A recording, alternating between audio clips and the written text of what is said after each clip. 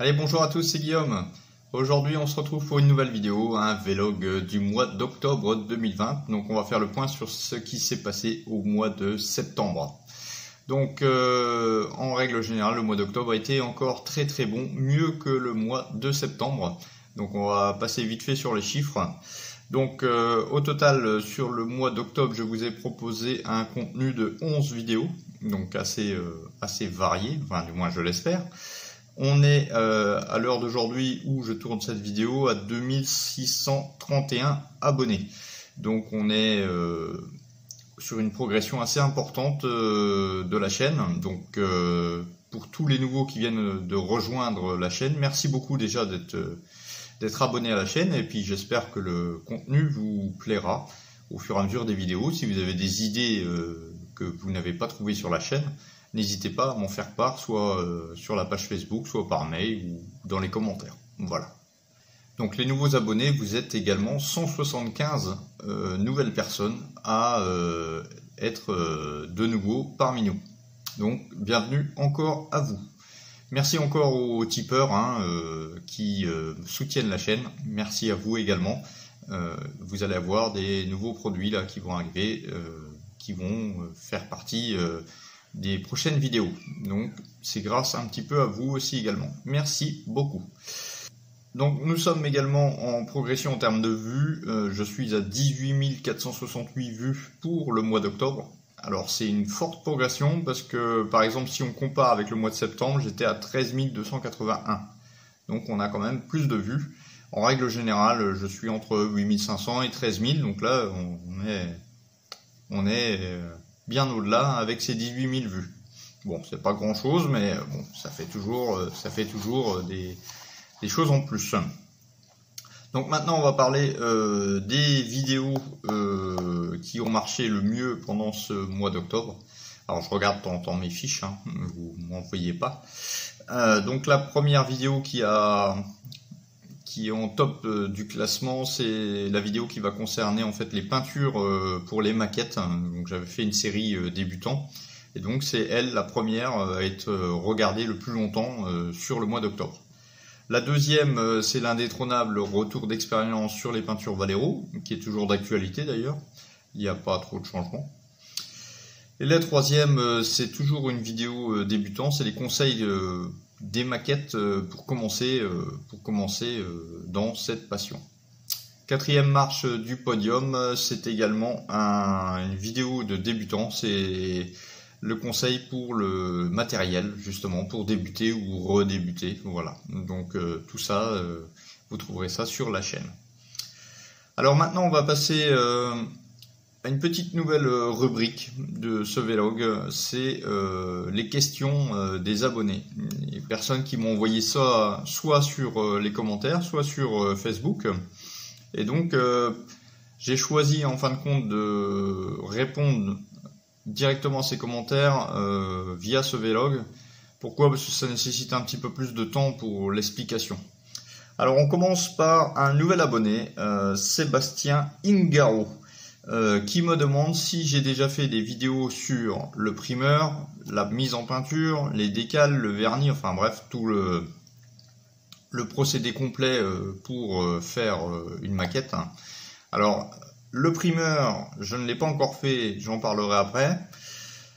Mise en peinture, tout dépend, là il faut être un petit peu plus précis. Mise en peinture à l'aérographe, mise en peinture avec le pinceau, c'est un peu vague parce que c'est vrai qu'il y a vraiment beaucoup de choses à dire. Bon après, en suivant mes vidéos et celles de mes collègues, vous pouvez déjà vous faire une ordre d'idée comment on procède au niveau de la peinture. Mais bon, pourquoi pas, c'est pas une idée que je rejette, pourquoi pas en faire une vidéo après. Concernant la vidéo pour les décals, il existe déjà une vidéo sur la chaîne, un tutoriel pose de décal que j'avais fait sur le Stug. Et puis j'avais fait également un petit focus sur le montage de la Porsche, où c'est que j'avais fait une vidéo spéciale pour les décals. Le vernis également, j'avais fait une vidéo assez courte pour la pose du vernis sur la Porsche 911, donc elle est dans la playlist tutoriel. Voilà. Deuxième question de Franck, qui me demande en fait quelle peinture utiliser à l'aérographe, quel est le mieux en fin de compte. Il n'y a pas vraiment une réponse magique à ça.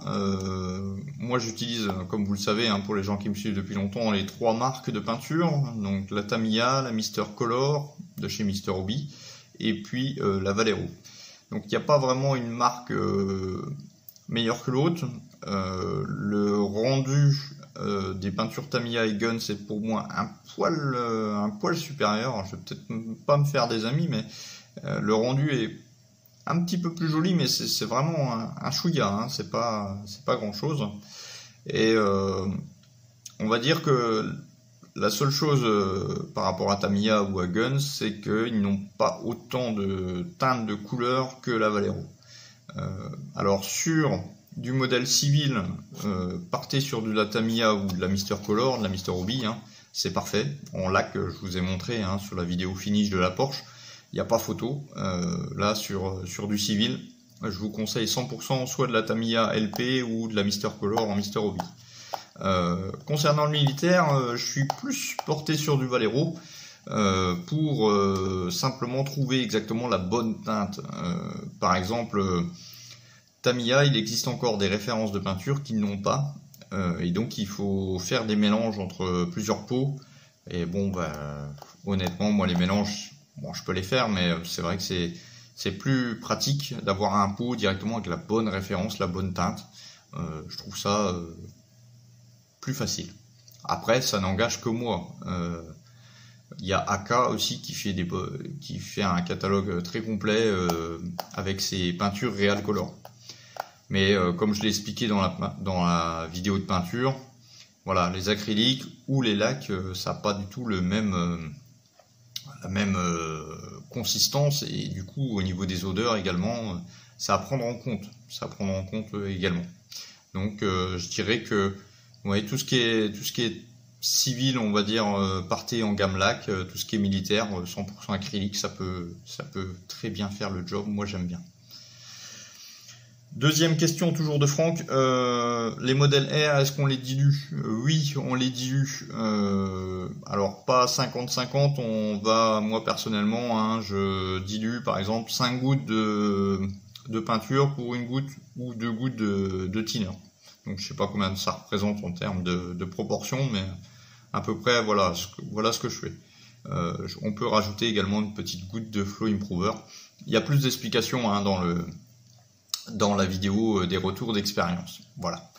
Donc c'est bon pour Franck. Alors Sim 21 balle 78 si je fais pas erreur m'a posé une question si j'allais faire des vidéos concernant la protection des maquettes une fois terminées. Alors c'est vrai que c'est quelque chose où c'est qu'on passe tous. Alors je vais pas faire une vidéo là-dessus parce que je trouve qu'il n'y a pas grand chose à dire, mais on va en parler brièvement. Quand votre maquette est terminée, c'est vrai que si vous la laissez à l'air libre, vous allez vous retrouver avec de la poussière. Donc, si c'est des maquettes civiles, genre voiture, alors attendez, hop là, vous pouvez acheter, vous voyez la poussière, hein. Si ça ne serait pas dans la boîte, ça serait sur la maquette. Si vous faites des maquettes civiles, moto, voiture, de petite taille, vous pouvez acheter des petites boîtes comme ça. Donc c'est des boîtes plastiques, hein, c'est pas du verre. Donc soit ça se vend directement chez Tamiya, Trumpeter, etc. Mais ça coûte un bras. Moi personnellement, j'achète ces petites boîtes là. C'est des boîtes qui sont spécialement, on va dire, pour ranger les chaussures, les choses comme ça. Donc ça coûte beaucoup moins cher. C'est bien hermétique. Ça fait une présentation plutôt propre. C'est plutôt pas mal. Bon, après, ça vaut pas une vitrine. La meilleure solution est une vitrine complète, hermétique. Et donc là, vous aurez, on va dire, une protection et en plus un visuel qui sera meilleur que ça. Mais c'est les deux seules solutions. Si vous avez le modèle qui est dehors parce que il est trop grand et donc ça ne rentre pas dans ces boîtes-là et que vous n'avez pas de vitrine, à ce moment-là, tous les mois ou tous les 2 mois, vous faites un petit brin de ménage. Alors le brin de ménage, moi je le fais avec un pinceau de ce style-là, donc sur des poils assez souples. Donc on y va tout doucement, hein, c'est pas la peine de frotter. Si c'est des parties vitrées, vous pouvez prendre également des cotons-tiges avec un petit peu d'eau pour effacer, puis ensuite un petit chiffon doux, hein, style chiffon à lunettes. Et voilà. Autre solution également, c'est d'utiliser l'aérographe, donc sans peinture bien entendu, vous envoyez de l'air et ça va enlever déjà une bonne partie des poussières. Voilà comment moi je procède au niveau des maquettes qui sont terminées et qui sont à nettoyer entre guillemets. Mais l'idéal, c'est vrai que c'est de le mettre soit dans une petite boîte, soit dans une vitrine. Voilà. Donc on passe à la dernière question, la question de Bisou. Comment faire des traces de salissure sur une voiture au niveau du pare-brise avec les essuie-glaces. Donc il y a deux méthodes que je connais, et il en existe peut-être d'autres. Imaginons que ça c'est l'essuie-glace, donc l'essuie-glace est comme ça. On peut donc déjà prendre la taille de l'essuie-glace, reporter la taille sur du scotch de masquage et donc faire un demi-cercle, un peu comme un arc-en-ciel. Donc on coupe ça et on vient l'appliquer sur le pare-brise. Ensuite, on va venir salir le pare-brise avec différents pigments, donc des pigments assez clairs, hein. Là c'est un mauvais exemple, c'est de la rouille. Voilà. On peut également utiliser ce genre de pigment, donc en pigment sec, vous tapotez très légèrement et ensuite vous venez fixer ce pigment avec du thinner. Donc ça c'est la première solution, et une fois que c'est sec, on enlève le scotch de masquage et on aura bien la trace de l'essuie-glace. La deuxième solution, c'est de ne pas utiliser le scotch de masquage. On vient saupoudrer donc avec le pigment choisi, donc il faut que ça ait en rapport avec les pigments qui seront également sur la carrosserie. On ne va pas choisir un autre style de pigment. Donc on met le pigment sur le pare-brise. Ensuite, on vient prendre l'essuie-glace, on le met en place, et donc avec du thinner, on va abîmer de thinner l'essuie-glace, et on va venir le faire bouger de manière, on va dire, naturelle, hein, comme une vraie voiture. Et en fin de compte, cette méthode-là va enlever les pigments sur le passage du balai, mais va également laisser des traces. Donc, c'est-à-dire que ça ne sera pas totalement propre.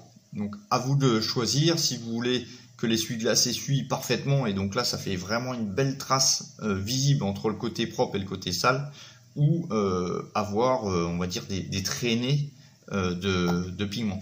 Donc bien sûr, plus on met de thinner, plus on va enlever tous les pigments, on est d'accord. Voilà. Donc ça c'était les 4 questions que j'ai eues en commentaire ou sur la page Facebook.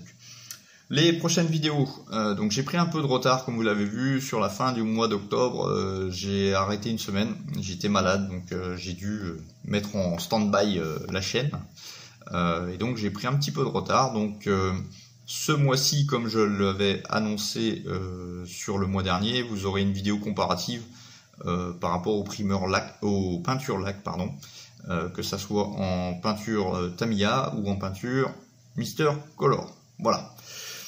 On aura bien sûr le montage du Panzer 4 qui est toujours en cours. Donc il va y avoir le montage proprement dit, puis après on attaquera la partie peinture. Ça va arriver également le montage de la Nissan pour les fans de voitures, ne vous inquiétez pas. En fin de compte, j'ai dû attendre un petit peu pour commander les peintures métalliques parce que cette voiture concerne une voiture de course, donc il y a une partie moteur, et donc je voulais pas refaire comme la Porsche avec une peinture Tamiya, je voulais essayer autre chose. Donc j'ai commandé des peintures métalliques, je vous en dis quand le colis arrivera. Voilà, donc ça va arriver. Donc on va faire une vidéo, je sais pas, deux vidéos de Panzer et une vidéo de voiture, ou inversement, on verra bien au moment voulu.